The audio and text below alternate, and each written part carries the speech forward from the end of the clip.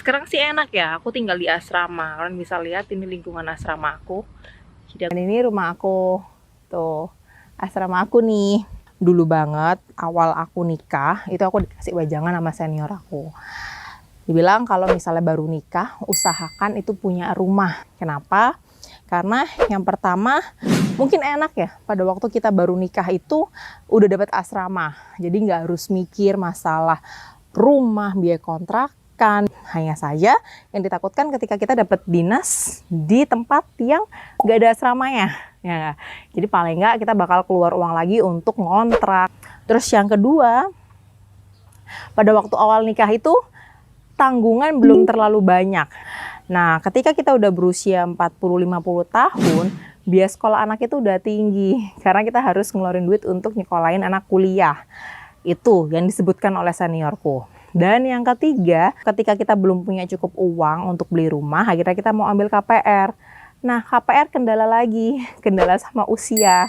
Ketika usia udah mencangkup 40-50 tahun, bank nggak berani ngasih KPR tenor yang panjang. Di pengalaman tersebut, makanya senior aku ngasih wejangan, kalau bisa saat awal menikah, belum banyak kebutuhan, itu segeralah untuk mencari rumah tinggal. Nah, di video kali ini aku bakal sharing ke teman-teman tentang perjalananku hunting rumah idaman di area Solo.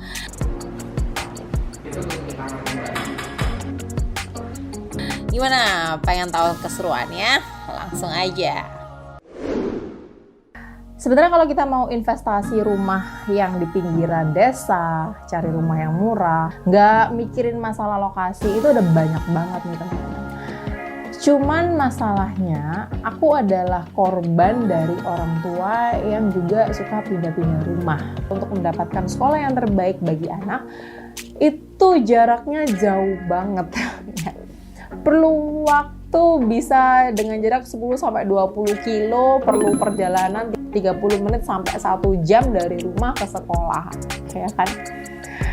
Itu bener-bener wasting time banget buat aku pribadi sebagai anak. Waktu yang seharusnya bisa aku gunakan untuk belajar, untuk istirahat, untuk bermain, itu habis di jalan, ya. Nah, makanya aku sekalian investasi rumah itu untuk bekal anakku sekolah nanti, ya. Jadi nggak hanya investasi rumah, sekalian untuk tempat tinggal anak-anakku nanti biar nggak susah untuk cari sekolah, gitu ya. Nah, karena kemarin aku sempat tinggal di area Jawa Tengah, menurut aku lingkungan yang ramah, areanya nyaman, biaya hidupnya nggak terlalu tinggi, itu di sekitar Solo. Hanya saja ternyata di area Surakarta itu harga rumah udah lumayan tinggi-tinggi banget. Akhirnya kita cari yang agak sedikit dekat dari Solo, yaitu di Kartasura. Akhirnya tahun lalu ketika aku ada sedikit uang untuk DP rumah, jadi aku konsultasi dulu lah ke bank. Aku pengen KPR rumah nih. Aku nggak mau spill nama banknya, intinya dari pihak bank itu akhirnya mereka mengkalkulasi gajiku sama gaji suami, terus kira-kira berapa kemampuan rumah yang bisa dibeli dan berapa cicilannya, berapa bunganya, mereka udah ngasih opsi-opsi itu. Nah, awalnya aku mau cari rumah second aja, jadi udah milih beberapa rumah second, terus aku lempar lagi ke pihak bank. Kira-kira kalau aku beli rumah ini, bagaimana? Nah, ternyata saat mau beli rumah second kan harus di appraisal ya, jadi harus disesuaikan apakah harga rumah itu sesuai dengan harga yang diberikan. Entah karena lokasinya yang kurang strategis, bentuk tanah yang kurang bagus, terus pengembangnya yang kurang dipercaya, pokoknya yang bikin pihak bank menilai rendah rumah tersebut. Lalu pihak bank menawarkan bagaimana kalau ibu beli di developer yang udah kerjasama sama kita. Dengan developer yang sudah kerjasama dengan pihak bank, itu biasanya DP-nya bisa lebih murah, cicilan lebih mudah, dan prosesnya juga dimudahkan. Oleh pihak bank aku diberi info tentang Menara Sentosa. Aku searching nih Menara Sentosa, produk yang paling unggul itu Permata Botanical. Jadi aku sama suami berkunjunglah ke Permata Botanical ini. Letaknya nggak terlalu jauh dari Tugu Kartasura, dekat sama SMP, SMA, bandara, mall, rumah sakit, itu bisa dijangkau antara 5-10 menit gitu ya.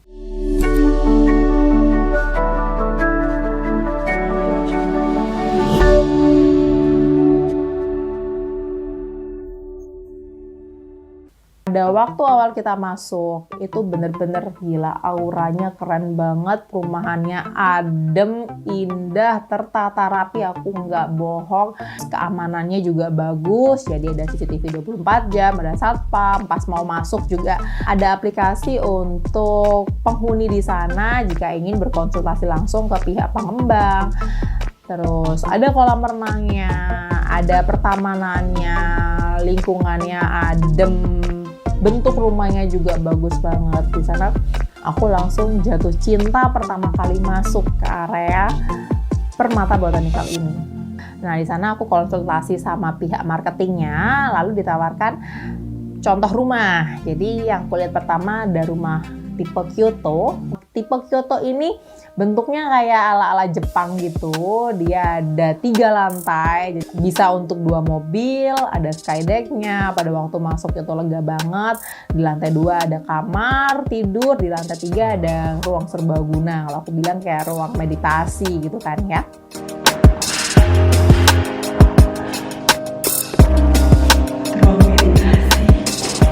Arsitek bangunannya tuh bener-bener Jepang banget. Jadi kayak kalian ngerasa di Jepang, cuman kurang satu, pohon sakura ya. Nanti tolong Menara Sentosa ya, buatkan pohon sakura di area Kyoto biar kelihatan nuansa Jepang banget. Setelah puas jalan-jalan ke Kyoto, ditawarkan produk yang paling baru yaitu St. Moritz ya, yang sesuai dengan budget ibaratnya gitu ya. Di St. Moritz ini gila, keren banget bentuknya, futuristik banget. Dia ada 3 lantai tapi bener-bener kelihatan modern banget, full kaca gitu ya. Jadi ibaratnya kayak kita ada di negara lain, dimensi lain ketika mau masuk ke perumahan itu. Dia juga mobilnya bisa masuk buat 2. Terus pada waktu masuk itu udah kelihatan luas dan mewah banget. Di dalam itu ruangannya lega banget.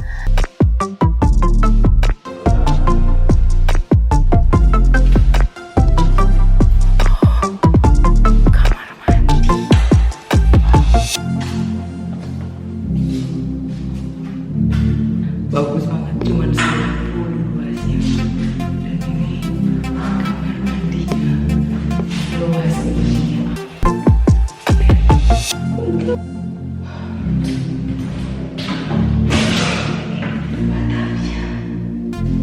Instagramable banget. Asiknya lagi, di dalam itu kerasa dingin nih teman-teman. Kenapa? Karena ternyata kaca yang dipakai itu kaca ultraviolet. Jadi dia benar-benar bisa menghalang panas. Beda sama ruangan-ruangan rumah kaca lain, ketika panas kan panas banget. Keluar cahaya dan panas ikut masuk ke dalam ruangan. Tapi ini enggak, kacanya benar-benar bisa menghalang panas. Jadi di dalam kita benar-benar ngerasa dingin banget walaupun di luar sedang panas terik-teriknya. Setelah itu kita mikir-mikir nih, ya walaupun kondisi keuangan kita cukup untuk beli rumah dengan DP kecil dan tenor yang panjang, tapi aku sama suami bertekad pengen beli rumah dengan cicilan yang jangka waktu pendek, jadi paling nggak 3-5 tahun udah lunas gitu ya. Lalu aku bilang lah sama marketingnya, Mbak, ada nggak sih harga rumah yang lebih murah lagi? Karena kayaknya ini masih belum sesuai dengan budget saya untuk beli rumah. Marketingnya bilang, ada Bu, ada. Slogannya Menara Sentosa itu kan beli rumah nggak pakai mikir.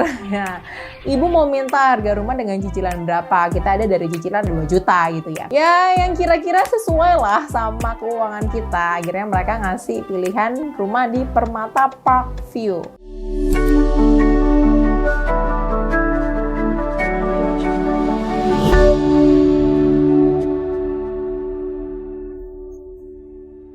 Permata Parkview ini malah lebih dekat lagi dari Tugu Kartasura, lebih dekat dari pintu tol Solo, Jogja, Semarang, lebih dekat lagi dari SMP, SMA, SD, sekolahan, aksesnya gampang juga kan. Nah, wah menarik nih. Yuk kita lihat ke Permata Parkview.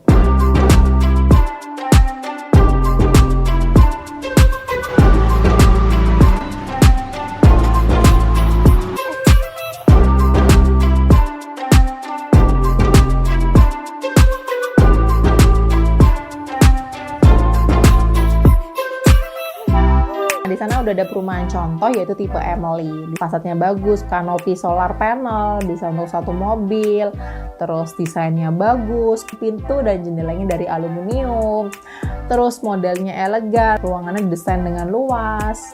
Lalu sudah ada instalasi AC, kamarnya juga didesain dengan sangat indah gitu ya.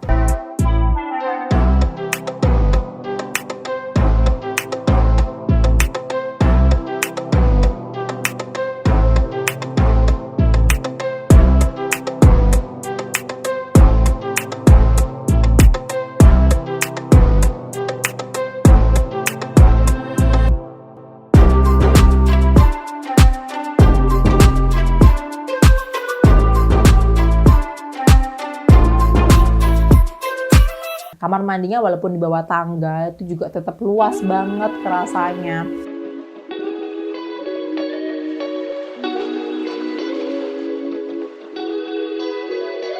Belakang ada instalasi gas maupun air panas.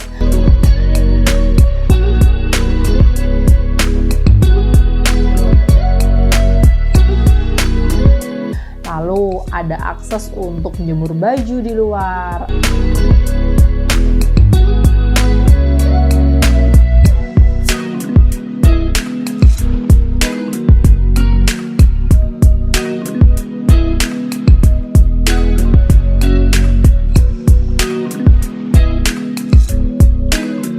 Di lantai atas itu ada 2 kamar anak dengan balkon yang menyatu untuk mendapatkan ruangan yang lebih banyak.